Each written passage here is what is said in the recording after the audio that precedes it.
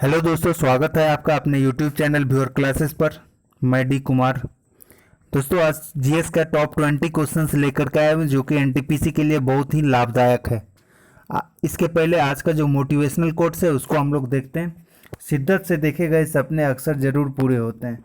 तो इसी सपने के साथ हम लोग क्वेश्चन की ओर चलते हैं। आज का पहला जो क्वेश्चन है वह आपका शतरंज की कौन सी गोटी सीधे चलती है और तिरछी मारती है। चलिए, तो बात शतरंज की है तो बात करते हैं हम लोग शतरंज का। तो शतरंज जो है कहता है रणनीति वाले खेलों का एक सरताज शतरंज को कहा जाता है, जो कि रामायण महाकाव्य में इसका उल्लेख भी है। कहा जाता है कि लंकापति रावण ने अपनी पत्नी मंदोदरी का मन बहलाने के लिए शतरंज के खेल को बनाया था। और अगर हम भारत में देखें तो शतरंज का जो खेल है चंद्रगुप्त वंश के शासन के दौरान करीब 280 से 250 ईसा पूर्व ऐसा प्रमाण माना जाता है। उस समय इसको चतुरंगा भी कहते थे। अगर शतरंज की बात करें तो इसमें जो है एक चौपाट होता है। चौपाट का मतलब हुआ बोर्ड, और उसमें उस बोर्ड में 64 खाने या वर्ग होते हैं।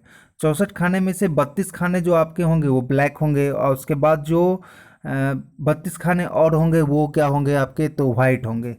तो यहाँ पर जो क्वेश्चन है आपका, पहले शतरंज की गोटी सीधे चलती है और तिरछी मारती है, तो इसका आंसर होगा प्यादा। और जो जो इसमें है आपका, जैसे कि क्या क्या मोहरा है, तो वो राजा है, वजीर है, वजीर को ही रानी कहते हैं, और किश्ती है, फील है, घोड़ा है, प्यादा है। तो सबसे पहले हम लोग राजा देखते हैं। राजा एक घर किसी भी दिशा में, एक खाने किसी भी दिशा में चल सकता है। और इसमें क्या है, एक विशेष चाल भी चल सकता है, ये जिसको हम लोग केसलिंग कहते हैं या किलेबंदी कहा जाता है इसे। उसके बाद वजीर रानी, वजीर और रानी को, जो वजीर या रानी जो है वो हाथी और ऊंट की शक्ति को मिला करके वजीर और रानी, ये कहीं भी ऊपर नीचे दाएं बाएं टेढ़ा मेढ़ा जैसे मन तैसे ये क्या कर सकता है, छलांग लगा सकता है। और उसके बाद जो आपका होता है ऊंट की, अगर हम बात करें, ऊंट जो है अगर ब्लैक कलर पर है तो वो ब्लैक ही चलेगा, अगर वाइट पर है तो वाइट पर ही चलेगा, और वो भी तिरछा चलेगा, वो कोना कोना होते हुए चलते चलेगा।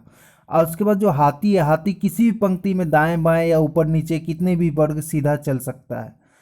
और एक आपका घोड़ा जो है वो एल आकार में चलेगा, वो 2.5 घर चलता है, 2 सीधा चलेगा तो 1 आधा चलेगा। इस प्रकार से आपका ये हो गया। कुछ वर्ड अगर हम देखें तो इसमें क्या होता है, कुछ वर्ड अगर हम देखें, बिशप शब्द है, गैम्बिट शब्द है, चेकमेट है, स्टेलमेट है, पान नाइट चेक है, ये सभी किससे संबंधित है, तो सभी के सभी शतरंज से है। चलिए अगले क्वेश्चन की ओर चलते हैं। अगला क्वेश्चन क्या है आपका, देखिए, सफ़ेद रेगिस्तान भारत के किस राज्य में स्थित है। तो इसका जो आंसर होगा वो आपका हो जाएगा गुजरात। बात है सफ़ेद रेगिस्तान की, तो सफ़ेद रेगिस्तान क्या है तो इसके बारे में जान लेते हैं। भारत में पर्यटन स्थलों की कोई कमी नहीं है, और आप कभी भी ये नहीं सोच सकते हैं कि आपने पूरा भारत भ्रमण कर लिया, क्योंकि जब भी आप ऐसा सोचेंगे तो कुछ नई और अनोखी जगह के बारे में, और आप फिर उस खूबसूरत जगह की सैर किए बिना नहीं रह पाएंगे। तो सफ़ी यहाँ पर बोला गया सफ़ेद रेगिस्तान। देखिए, गुजरात का जो आपका तटीय क्षेत्र है वहाँ पर क्या है, जो आपका नमक वाला क्षेत्र है, एकदम सादा दिखता है और वो बालू की तरह चिकना दिखता है, इसी वजह से उसको सफ़ेद रेगिस्तान कहा गया है। चलिए अगले क्वेश्चन की ओर चलते हैं। अगला क्वेश्चन क्या है आपका कि भारतीय संविधान के अनुच्छेद 21A में निम्न में से किस अधिनियम का उल्लेख है। तो इसमें जो है 21A में राज्य के 6 से 14 वर्ष की आयु के समस्त बच्चों को एक ऐसे ढंग से, जैसा कि राज्य विधि द्वारा अवधारित करें, निःशुल्क तथा अनिवार्य शिक्षा उपलब्ध करेगा, ऐसा लिखा हुआ है। 86वां संविधान संशोधन 2002 में जोड़ा गया, अर्थात ये क्या हो जाएगा, शिक्षा का अधिकार हो जाएगा। चलिए अगले क्वेश्चन की ओर चलते हैं। अगला क्वेश्चन क्या है आपका, अगला क्वेश्चन है कि संविधान के अनुसार तिरंगे की लंबाई एवं चौड़ाई के बीच अनुपात कितना होना चाहिए। तो इसका अनुपात होना चाहिए 3:2। 3 क्षैतिज पट्टियाँ, जो इसमें ऊपर क्या होगा, ऊपर आपका केसरिया होगा, उसके बाद जो केसरिया देश की ताकत और साहस दर्शाता है, बीच में सफ़ेद धर्म चक्र के साथ शांति और सत्यता का संकेत देती है, नीचे हरा जो कि शुभ, विकास, उर्वरता, का संदेश देती है। अब बीच में जो चक्र है वो नीले रंग का होता है जिसमें 24 तीलियां होती है। इस झंडे को जो अपनाया गया है वो 22 जुलाई 1947 को अपनाया गया था और राष्ट्रीय ध्वज का निर्माण पिंगली बंकैया ने किया था जो आंध्र प्रदेश के थे। तो चलिए अगले क्वेश्चन की ओर हम लोग चलते हैं। एक नवजात शिशु के शरीर में कितनी हड्डियां होती है? तो नवजात शिशु के शरीर में 208 हड्डियां होती है और हड्डियां कम नहीं होती है, ये बस आपस में जुड़ जाती है और हड्डियों से आपस में जुड़ने की घटना को लिगामेंट्स कहते हैं। जन्म के समय मानव में लगभग 300 हड्डियां होती है। चलिए अगले क्वेश्चन की ओर चलते हैं। अगला क्वेश्चन क्या है? बैडमिंटन का जाल केंद्र में कितना ऊंचा होता है? तो बैडमिंटन का जाल जो है केंद्र में कितना ऊंचा होता है? तो ये होगा आपका 5 फुट हो जाएगा। इसका जो है कितना हो जाएगा? 5 फुट। देखिए बैडमिंटन की शुरुआत 19वीं सदी के मध्य ब्रिटिश भारत में हुआ ऐसा माना जाता है। और उसके बाद अगर हम देखें तो बैडमिंटन कोर्ट की पूरी चौड़ाई 20 फुट होती है और एकल चौड़ाई 17 फुट वाली होती है और जो दोकल मतलब 2 व्यक्ति वाला युगल वाला है उसका 20 फुट होता है। कोर्ट की पूरी लंबाई 44 फीट की होती है। और उसके बाद अगर हम देखें यहाँ पर कि नेट किनारे पर 5 फीट 1 इंच होता है लेकिन बीच में यही 5 फीट होता है। तो ये आपका बैडमिंटन का हो गया। तो अगले क्वेश्चन की ओर चलते हैं। अगला क्वेश्चन है आपका, भारतीय गणराज्य में एक केंद्र शासित प्रदेश के प्रशासनिक प्रमुख को क्या कहा जाता है? तो इसको क्या कहा जाता है? उपराज्यपाल कहा जाता है। अब रहा केंद्र शासित प्रदेश। सबसे पहले हम देखें तो केंद्र शासित प्रदेश की संख्या की बात करें तो वर्तमान में कितने हैं? वो हैं आपके 8 केंद्र शासित प्रदेश। कौन कौन है? तो दिल्ली हो गया, अंडमान और निकोबार द्वीप समूह हो गया, चंडीगढ़ हो गया, दादर नागर हवेली और दमन दीव हो गया और लक्षद्वीप हो गया, आपका पुदुचेरी हो गया, जम्मू कश्मीर हो गया और एक लद्दाख हो गया। तो इस प्रकार से 8 हैं और इनका देखरेख राष्ट्रपति के अंदर में उपराज्यपाल के हाथ में होता है। लेकिन आपका जो दिल्ली केंद्र शासित प्रदेश है और एक आपका जो पुदुचेरी है, यही 2 जगह क्या आपको मुख्यमंत्री मिलेंगे और बाकी सब जगह आपको उपराज्यपाल मिलेंगे। चलिए अगले क्वेश्चन की ओर चलते हैं। अगला क्वेश्चन क्या है? लुप्त प्राय दुर्लभ प्रजातियों की सुरक्षा एवं संरक्षण के लिए उन्हें उनके प्राकृतिक निवास से किसी दूसरे व्यवस्था क्षेत्र में ले जाने को क्या कहा जाता है? तो इसको हम लोग बोलते हैं एक्स-सिटू। देखिए यहाँ पर अगर संरक्षण की बात करें मूल रूप से तो संरक्षण 2 प्रकार का होता है, एक एक्स-सिटू, एक होता है इन-सिटू। एक्स-सिटू क्या हुआ कि जो दुर्लभ हो गया, जो कि गायब हो रहा है प्रजाति, उसकी सुरक्षा एवं संरक्षण के लिए उसका प्राकृतिक निवास से किसी दूसरे व्यवस्था क्षेत्र में ले जाते हैं तो उसी को हम लोग एक्स-सिटू कहते हैं। और इन सिटू क्या होता है? इन सिटू इसके वास्तविक स्थान पर या इसके उत्पत्ति के स्थान तक सीमित होता है। इन सिटू संरक्षण आरक्षित या सुरक्षित क्षेत्रों का गठन करना होता है और ट्रांसफर करना अर्थात एक स्थान से दूसरे स्थान भेजना, तो उसको हम लोग एक्स-सिटू कहते हैं। चलिए अगले क्वेश्चन की ओर चलते हैं। अगला क्वेश्चन क्या है आपका? भारतीय मूल के शिव अय्यादुरई किसके आविष्कार से जुड़े हुए हैं? तो शिव अय्यादुरई जो जुड़े हुए हैं वो ईमेल से संबंधित है। ये शिव अय्यादुरई का जन्म जो हुआ था वो 1963 ईस्वी में मुंबई में हुआ था। और कुछ हम लोग जान लेते हैं। इंटरनेट की जो शुरुआत हुई थी वो अमेरिका से हुई थी, जो कि विंडसर्फ अभियंता ने किया था संयुक्त राज्य अमेरिका में। और उसके बाद कीबोर्ड जो है, कीबोर्ड का अगर हम बात करें तो कीबोर्ड अगर देखें तो क्रिस्टोफर लॉथम सोल्स ने किया था, कीबोर्ड संरचना का निर्माण किया था। कहीं कहीं आपको कीबोर्ड का क्वार्टी भी मिलेगा। और अगर हम माउस की बात करें तो माउस का डगलस इंजेलबर्ट ने इसका निर्माण किया था। और अगर हम प्रथम वेबसाइट का बात करें तो वो टिम बर्नर्स-ली ने किया था। अगर माइक्रोसॉफ्ट कॉरपोरेशन की बात करें तो बिल गेट्स ने किया था। और अगर हम फ्री ईमेल हॉटमेल की बात करें तो आपके भारतीय सबीर भाटिया ने उसका स्थापना किया था। चलिए अगले क्वेश्चन की ओर चलते हैं। चिकित्सा के क्षेत्र में पहला नोबेल पुरस्कार 1901 में किसके टीके की खोज के लिए दिया गया था? तो इसका आंसर होगा आपका डिप्थीरिया। और ये किसको मिला था? तो इसको मिला था इमिल वान बेहरिंग को, जो शरीर विज्ञान या औषधि से संबंधित थे, उन्हीं को मिला गया था। और भी बहुत सारे लोगों को वहाँ पर जो दिया गया था नोबेल पुरस्कार 1901 में। तो ये आपका हो जाएगा यहाँ पर आंसर डिप्थीरिया। चलिए अगले क्वेश्चन की ओर चलते हैं।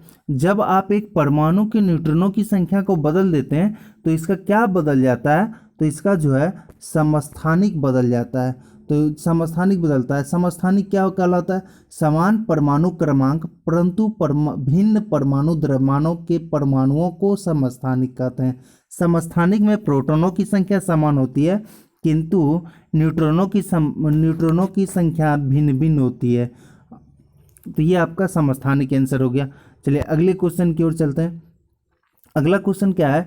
इंडियन नेशनल आर्मी की स्थापना किसके द्वारा की गई थी? तो इंडियन नेशनल आर्मी का अगर हम पहली बार गठन की बात करें तो ये राजा महेंद्र प्रताप सिंह द्वारा 29 अक्टूबर 1915 ईस्वी को अफगानिस्तान में किया गया था। और मूल रूप से आज़ाद हिंद सरकार की यह सेना थी, लेकिन एशिया में जापान के सहयोग द्वारा सुभाष चंद्र बोस ने करीब 40,000 भारतीय स्त्री पुरुषों की प्रशिक्षित सेना का गठन शुरू किया और उसे भी आज़ाद हिंद फौज नाम दिया गया। तो यहाँ पर जो आपका आंसर होगा वो होगा सुभाष चंद्र बोस के द्वारा जो है इसका स्थापना किया गया था। अगले क्वेश्चन की ओर देखें। अगला क्वेश्चन है आपका, निम्नलिखित में से कौन ट्रांसजेनिक फसल का उदाहरण नहीं है? तो इसका जो आंसर होगा वो हो जाएगा, इसका आंसर पालक हो जाएगा। देखिए ट्रांसजेनिक फसल क्या होता है कि जिनमें स्वयं के अनुवांशिक पदार्थ अर्थात डीएनए के अतिरिक्त अन्य जीवों के अनुवांशिक पदार्थों को जोड़ा जाता है या उनमें बदलाव किया जाता है, तो उसी को हम लोग ट्रांसजेनिक फसल कहते हैं। तो बाकी ये सभी जो है उसका उदाहरण है बैगन, टमाटर, मक्का, लेकिन पालक उसका उदाहरण नहीं है। चलिए अगले क्वेश्चन की ओर चलते हैं। अगला क्वेश्चन है, विक्टोरिया मेमोरियल स्मारक किस रूप में काम करता है? तो विक्टोरिया मेमोरियल स्मारक जो है ये एक संग्रहालय के रूप में कार्य करता है, जो आपका कहाँ है? तो ये कोलकाता में है और इसका जो स्थापना हुआ था वो 1921 ईस्वी में इसका स्थापना हुआ था। ये एक संग्रहालय का प्रकार है और इसको जो बनाने वाले थे वो विलियम इमर्सन थे। इसका स्थापना विलियम इमर्सन द्वारा किया गया था 1921 ईस्वी में। चलिए अगले क्वेश्चन की ओर चलते हैं। अगला क्वेश्चन क्या है? मुंबई में परमाणु ऊर्जा संस्थान का पुनः नामकरण किस भारतीय परमाणु भौतिकविद के सम्मान में किया गया था? तो इसका जो आंसर होगा वो होमी जहांगीर भाभा होगा। होमी जहांगीर भाभा जो 30 अक्टूबर 1909 ईस्वी को इनका जन्म हुआ था और इन्होंने मुट्ठी भर वैज्ञानिकों की सहायता से मार्च 1944 ईस्वी में नाभिकीय ऊर्जा पर अनुसंधान आरंभ भी इन्होंने किया था। चलिए अगले क्वेश्चन की ओर चलते हैं। अगला क्वेश्चन है आपका, भारत का सर्वोच्च कानून किसे कहा जाता है? तो इसका आंसर हो जाएगा भारतीय संविधान। भारतीय संविधान भारत का सर्वोच्च कानून है। क्यों? क्योंकि सरकार इसके अधीन काम करती है, इसलिए भारत का सर्वोच्च कानून भारतीय संविधान को कहा जाता है। अगला क्वेश्चन है आपका, भारत के पहले उपग्रह का नाम क्या था? तो भारत के पहले उपग्रह का नाम आर्यभट्ट था। आर्यभट्ट भारत का पहला उपग्रह है जिसे इसी नाम के महान भारतीय खगोलशास्त्री के नाम पर नामित किया गया है। आर्यभट्ट को लॉन्च किया गया था 19 अप्रैल 1975 ईस्वी को आर्यभट्ट का लॉन्च किया गया था। चलिए अगले क्वेश्चन की ओर चलते हैं। अगला क्वेश्चन, भारत में श्वेत क्रांति के रूप में कौन लोकप्रिय है? तो भारत में श्वेत क्रांति के रूप में डॉक्टर वर्गीज कुरियन लोकप्रिय हैं। वर्गीज कुरियन का अगर हम जन्म देखें तो केरल में 26 नवंबर 1921 ईस्वी को हुआ था और इनका मृत्यु 2012 में 9 सितंबर गुजरात नाडियाड में हुआ था।